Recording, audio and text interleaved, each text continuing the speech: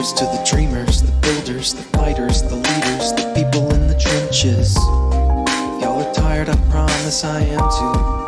Fewer words have been more true. Welcome to the Build Something Media Podcast. Your host is Justin Bethune. Welcome to the Build Something Media Podcast. My name is Chris. And I am Justin. And today we are joined by Anthony Young. Hello, Anthony. How you doing? Good, man. Thanks for joining us. Anthony is another one of the fine members of our BNI group, and I'm excited to have him here with me today for our official one-on-one that we're going to log in our handy-dandy app today. So, Anthony, you are a financial advisor at Thrivent Financial, yes? Yes, sir. Okay. Let's talk about that, and let's talk about, are you from Chattanooga originally? No, sir. Let's talk about what brought you to Chattanooga then. This is one of our favorite themes to talk about. All right. So originally from Memphis, Tennessee, born and raised, played college football, the whole shebang. Met a woman, happened to be in dental school at the time. Always a woman. Always, man. She played at UTC, had a scholarship, loved it, always talked about it. Yep. Before I even met her, didn't know UTC was a place, or Chattanooga was a place. Right. So Ouch. met her. I'm sorry. Thanks, man. But met her, and she got a job offer to come back. She found out I can work remote. Yep. So I honestly trusted her. Right? Yeah. Trusted her as a big leap of faith to leave my home market. Never left Memphis before. Moved out of Memphis before. Moved to Chattanooga and started from ground zero, but it all worked out. Nice. I'm glad. Nice. So how long have the two of you been here? This for her the second time, for you the first time. It'll be 3 years come August. Nice. And have you been doing the financial advisor stuff for that long too? Yes, sir. Well, prior to, I had my office, my practice already established in Memphis. Gotcha. So I'm coming up on 5 years in the industry. Okay. So I there's see a lot that of you have experience there. Yeah. a ring on, so I assume that relationship did work out. It worked out. Oh, that's good. Yes. Because we've also had a lot of people on the show that moved here for love and it didn't work out, which is I got lucky. Yes. why we're also starting a dating advice show. That's not true. That's not true. I got lucky. Man. Yeah. We're really gonna Me help you with too. your personal branding. Oh my gosh, this guy. All right, so we had a brief conversation before we got started, and I'm curious to hear because a big part of your life, you said that you've played football your whole life. Yes. Tell us about that. I mean, you started, I'm guessing, when you were really young, played all the way through college. Walk us through that. Oh, from the beginning? Yeah, man. Tell us about your football career. That sounds awesome. Oh, man. I played football for 11 years. Come on, man, throw it at me. I started playing football when I was, 7? Played football when I was 7. My dad was a football player. My granddad was a football player. So sports just runs in the family. Sports runs in the family. So it was just, I enjoyed being physical. I tried playing soccer. That didn't work out because they stole the ball and I'll tackle them. So my mom put me in football. Yep. I was fast enough to catch them and I can hit them legally. So we're good. Yeah. And so it just became a passion, man. Played football, track. I tried all the sports. Right. Track and football are what I stuck with. One stayed in track, one stayed in football my freshman year, one stayed in track my senior year. And so it came down to making a decision as far as where I was going to go, or if I was going to play football in college or run track in college. Had offers for both, but with the track scholarship, you really can't play football anymore. With the football scholarship, you can run track if you have an agreement with the coach. Right. And so that's why I leaned really more towards going to football for college, things like that. And with Memphis, believe it or not, I did not want to go to Memphis at first. At the time when the coach would come, I would hide in the locker room because during that time, Memphis was terrible. Right. And if you were a kid from Memphis, then your whole goal is to make it out of Memphis. Right. We really didn't want to stay in Memphis. You had a chance to go somewhere else. Hang on. Were you part of the Memphis team that like had that big run and like was just really, really good? I was. What? I was. So Justin. I'm looking it up right now. So if you're referring to, I came to Memphis in 2013. Yeah, that's exactly what I'm talking about. Yep. So the first bowl game was BYU. Mm-hmm. Yeah, I know BYU, the ESPN thing blew it up.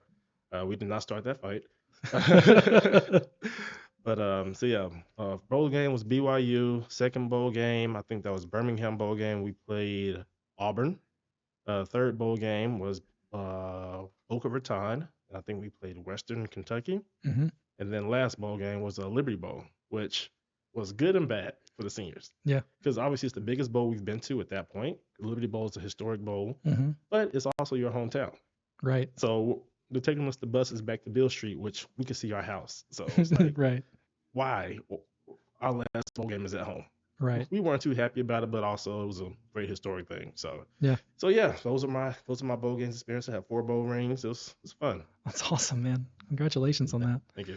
So post college. Post college. All right. Found a sweetheart. Found a sweetheart. Got married. Moved to Chattanooga. Got married. Moved to Chattanooga. Tell us that part of the story. I know you briefly touched on it, but let's expand a little bit. Okay. And you don't have to get too detailed if you don't want to. I understand. Well, I mean, that was pretty much the sum of it. I mean, it wasn't a lot of moving parts with it. It was more so she graduated. We met while she was in dental school. Turns out we went to the same high school, knew a lot of the same people. Yep. But we never really officially crossed paths or met each other. Right. So when we did meet, things were going great. This was also around COVID time as well. So we quarantined together. So it just seemed like, the right thing to do, because at this point in time, it's only been a year, but it felt like Right. 5 years when you quarantine with somebody, right? Yeah. So after all that, she got a job offer. She brought me to Chattanooga, but it's still COVID time, so not a lot was open. And like I said, I just trusted her. I didn't even know where we were moving to. So I'm following her. She's driving my car. I'm driving the Penske, and I don't even know where we're going. Right. So she had faith because all we saw was a blueprint of the apartment we're moving into. And so she didn't tell me this until we pulled up. She said, "Oh, I'm so happy it's like here." Because it could have been a scam. We did not know. Right. So, but yeah, everything worked out. Yeah, I'm glad. So now that you're here, you've been here for 3 years. Been 3 years. Not playing football anymore. Nope, I'm retired. So you got to have some sort of hobby to fill that void. What is Anthony into now? Oh man, Anthony, he's a collector of things. Yeah. I was a big shoe guy, so Jordans obviously were my go-to. Being in Memphis, had a Nike factory in Memphis, so I amassed a huge collection of Nikes over COVID and things like that. I think the peak of my collection, I had about 120 pairs of Jordans, all different ages, sizes. Well, not sizes, my size, but silhouettes, things like that. Yeah. Another thing I'm into watches. I like watches, things that are unique. I'm not trying to go for the Rolexes and things like that quite yet, but just having a nice variety of watches, something that has a nice story with it, right? And bourbon. I like bourbon because to me, bourbon is like art. I don't drink it, just to, feel the effects, but it's more so just enjoying the art that went into it. It's a lot of complex elements that have to work together to create the final product. Yeah. And so I enjoy that. Oh, awesome, man.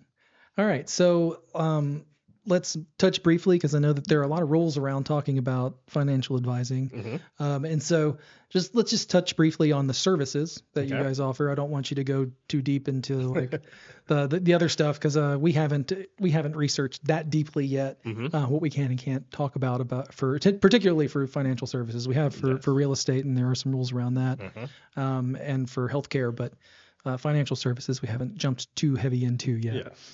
So within that realm, tell us what it is that the services that you guys offer, and kind of just a definition of what those things are.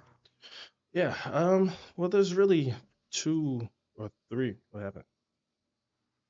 Your dad's weed eating outside the window. Am I good? Yeah, you're good. Yeah, go ahead. We won't be able to hear it. No, that's fine. I was wondering, that's not hearing the buzzing. Yeah, me too. Like, is it just me? All right. So, I mean, to kind of keep it simple, there's really two main ways that we interact, or that I interact with clients. And that also feeds into the services, right?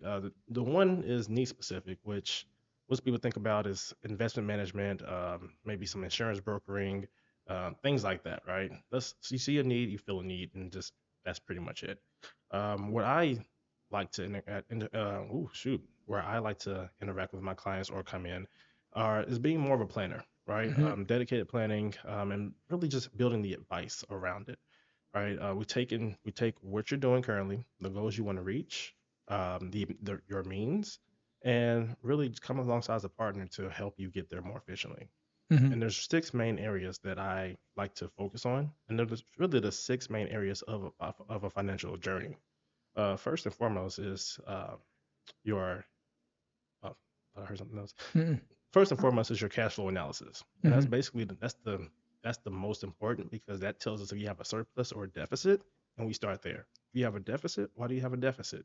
And we just try to help you get a better understanding of one, your budget, your means, expenses, things like that. Once you have an understanding of your cash flow analysis, then we move on to protection planning. Protection planning is really just to kind of keep it simple, is protecting your most valuable asset, which is you, your ability to earn an income. Because if you can't earn an income, then everything else that we're going to talk about kind of goes out the window with that income. So we'll Mhm. make sure that whatever happens, you have some type of plan to make sure that we have a solid foundation. Before we start talking about the fun stuff, which is the accumulation planning, Mhm. and that's the 401ks, that's the spreadsheets, the net worth, the fun stuff, right? It looks pretty on paper, but one thing we also want to focus on is the money we're putting in. How can we have an exit strategy for it? And that's distribution. Mhm. That's the fourth, distribution. So just making sure that whatever your goals are, whatever the timeline is, making sure you have the funds ready to pull the trigger whenever it is time. So make sure the funds are ready for you. Right? That's the exit strategy. And then after you've worked your whole life, you have distribution, making sure that your goals or whatever it is as far as legacy is in place. So that's the fifth. So legacy is making sure that your assets that you accumulate from this generation can pass on to your son, grandchildren, whoever it may be, as efficiently as possible. Now, with all that, there's one thing that follows you throughout your life, and that is going to be taxes. So that's tax efficiency. That's the sixth. Everything we do has to be tax efficient to make sure when it does come time for legacy or even distribution, that you have more money coming to you than we do to Uncle Sam. And if we do have a lot of money going to Uncle Sam, we can have strategies around it to help mitigate some of that. Right. And so those are the six main areas that I show up and help my families and clients, depending on where they are in that journey. Nice. Yeah. Sweet. Justin, Yes, sir. you got some questions for Anthony? I do have some questions. So, Anthony, the last time you and I sat down and talked, Mm-hmm. we delved into the world of YouTube, You did. and you gave me some pretty good advice.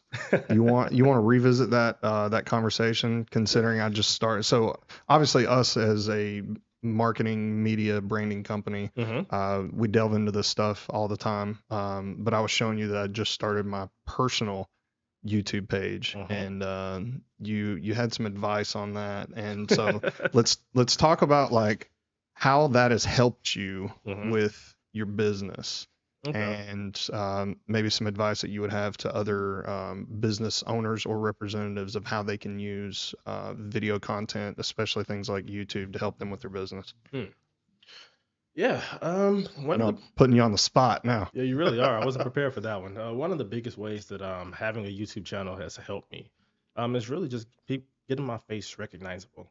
Now, my YouTube content is not financially related. Like I mentioned, I have hobbies, so Mhm. it's more of a pleasure thing for me just to have more of a release, a creative release, so to speak. But what that does is it allows people to get to know you personally, right? They know you, they see you outside of a professional setting, and I've actually gotten clients from just some of my content. They recognize me and find out what I do, and they feel like they know me already just off of being very transparent and just being myself on camera for my own personal YouTube channel, right? Right. And you probably share something in common already because they're consuming that content. And so you found an audience of people who already like the same things as you do. So it Yeah. makes it more natural. Exactly. Yeah. Exactly. So, I mean, that's one of the biggest ways that it's helped me. Like I said, I try to kind of keep that separate, personal and professional. But I mean, sometimes they overlap just because people who they know you do this profession and they like your hobby, and you have a more in depth, more genuine conversation. Yeah, absolutely. What's the Yeah. what's the name of your YouTube channel? So the name of my YouTube channel is called The Unbottled. It's a bourbon. Right now it's bourbon focused, but eventually I'm going to open it up to be tequila, rum, and like I said, it's art. It's an art form. So what what I want to do is, like I said, educate people on the complexities and some of the misguided assumptions about when it comes to drinking. Yep. Right? You don't always have to drink to get drunk. Sometimes the most marketed thing is not the best quality thing. Right. You don't have to spend $100+ to have something of quality, Mm-hmm. and just really shining light on those who are doing it well and don't have to break the budget. So here's the next question. Do you have a favorite bourbon? I do. What is it? Oh, so Knob Creek 12 is my favorite. It's something not super expensive. It's under $100 if you find it for the right price, depending on the market. Chattanooga, I cannot find it, but in Missouri, it's stacked to the shelf. So Knob Creek 12 is right now my personal favorite. Now, when it comes to distilleries, obviously Buffalo Trace has such a wide range of products. I love me some Weller, which is weeded. People gonna be like, that's a weeder, I know. But I also like Stag as well. I like high proof, but if I can't find a Stag or George T. Stag, or I like Booker's too. Booker's is good. I like things. You're saying a lot of brands. Some of them I recognize, some of them I don't. Well, y'all can't see this right now, but I'm running some B-roll of a bunch of liquor from Anthony's YouTube channel right now on screen. Oh, man. And I think some of the brands that he was just talking about were actually just being shown on the screen here. So, it's hard. It looks good, man. Your channel looks really good. I appreciate it, man. It's like I said, I needed something when I had my first child. I had all these bottles. I'm like, man, let's make content out of it. I needed something to do while the baby's sleeping, while the wife is sleeping, just to kind of be out the way, but still feel like I'm doing something active without leaving the house, right? That's a whole nother battle in itself.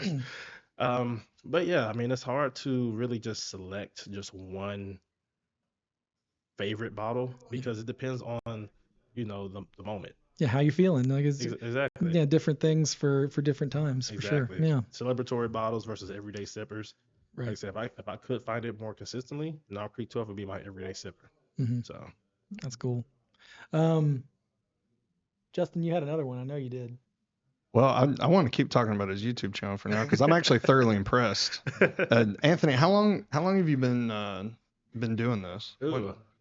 I started the channel May 31st. The only reason I know that is because I just checked it like the other day. Oh, so you're almost at a year. Almost at 1 year of doing it. But I didn't post my first video until probably towards the end of June because I was just head deep and just deep dive in knowledge, just trying to figure out what to create before I posted my first video because I wanted it to be successful.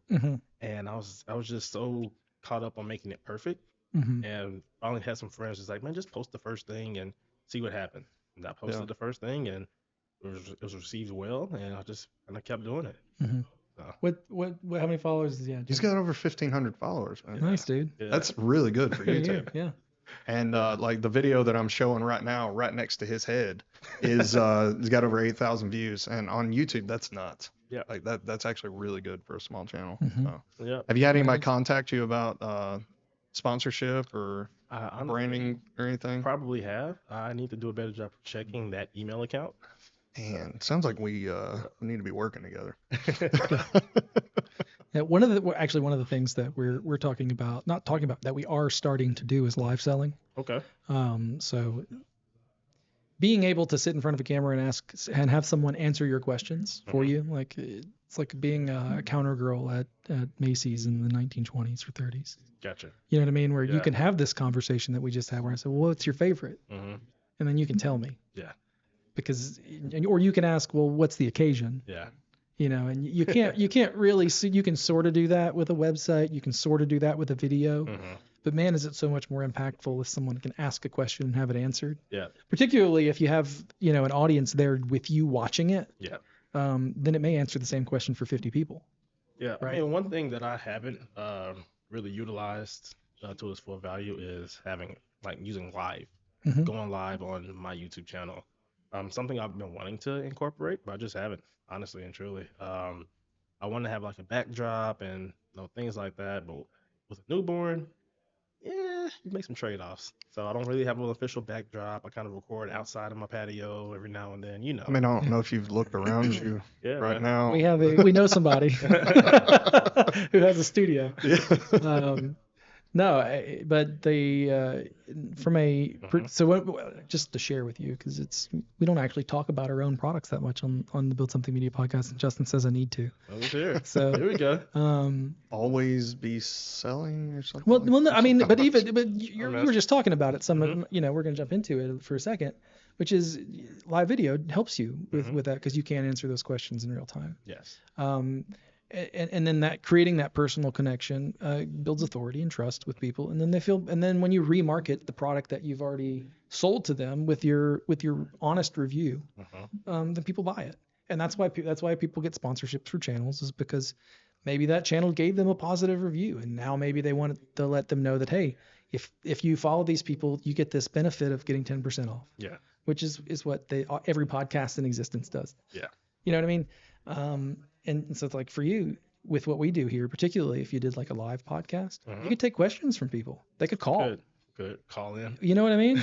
Like That's some Paul Feinbaum vibes in here. for real. Why not? Gotcha. You know, how cool would it be to have like a person in Sweden call in and say, hello, Mr. Anthony. I don't know if that accent is. I think it's Swedish. Maybe. I don't know. I mean, Is that offensive? do you like the bourbon? I don't care if it's offensive to Swedish people. It bothered me one little bit. Do you care? Oh my Anthony might Well, he's care. not We'll edit Swedish. that His out for you. opinion doesn't matter. I'm really not. I'm not Swedish either, but I'm racking my brain right now. Is that Swedish? I don't know anyone from Sweden, so I don't either. I have no idea. My sister speaks Swedish. Does she sound like that? No. I mean, when I've heard Swedish people speak, like I think of the Swedish chef Flurgenbergen, Schmergenbergen. Like that's so I'm just Those like are the Muppets. I'm just making it high pitched, right? See, this is the thing. This is like all of us. Look, all of us, Anthony. Neil is our drone pilot. Neil thinks that all satellites make a beeping noise. Justin thinks all recording studios look like they do in the movies. And apparently I think that all Swedish people sound like the puppets from the Muppet Show. So we all have something, folks. It's you know what I mean? We all have something. Oh wow, y'all are funny. Thanks. Oh, you should be Appreciate here all day. Man, this is hilarious. that. So, Let's hear that accent again. which one? The Swedish accent. Let's hear it. Yeah. Yeah. Or is this German? It's German or Swedish. It might be a combination of the two. They're all from Europe. Yeah. I lived in Germany for like 4 years. You don't know. Yeah, you should know better than us. You should know the accent then. Well, the German accent's more like this. More like this. We talk like this all the time. Yeah, I can If see I'm that. speaking in the English, yes, Uh-huh. yes, Uh-huh. yes. They say that like 3 times. They do what I just did. You okay? Yeah. And then they'd go back and forth, and they'd look at somebody else, and they'd be like, "Ich möchte eine Stück Kuchen." I'm like, "I can't understand you," and I'm like, "I know. I don't want you to understand me." So that was my experience in Germany. It was pretty great. And we have gone way off topic here. Yeah. Anyway, Anthony Young, it has been a pleasure. Okay. Hopefully, we made you feel a little bit more comfortable than you did initially. Mm-hmm. Yeah, I do. Yeah. Good. Everybody says that, so that's a positive review. That's what I'm gonna take it as. There you go. But thank you for joining us on the Build Something Media podcast. I hope that some of this is usable. It is. We got some good It's stuff. definitely usable. Oh yeah, we got some good stuff in there. And we'll have clips and stuff nice. made that you'll be able to use and post and things on your own social media soon. I appreciate Yeah, that. you can even put them on YouTube Shorts. put them on YouTube. Yeah, why not? Just tag us if you don't mind Yeah. tagging us. That'd be great. Yeah, that's cool. Yeah, just follow the channel. I got you. Yeah, appreciate it. Yeah. Cool. All right, cool. This has been the Build Something Media podcast. I am Chris, And I'm Justin. and we have been joined by Anthony Young. Thanks for Anthony joining us, Young. Anthony. Thanks Thank for you. joining us, guys. Appreciate it. Thank you.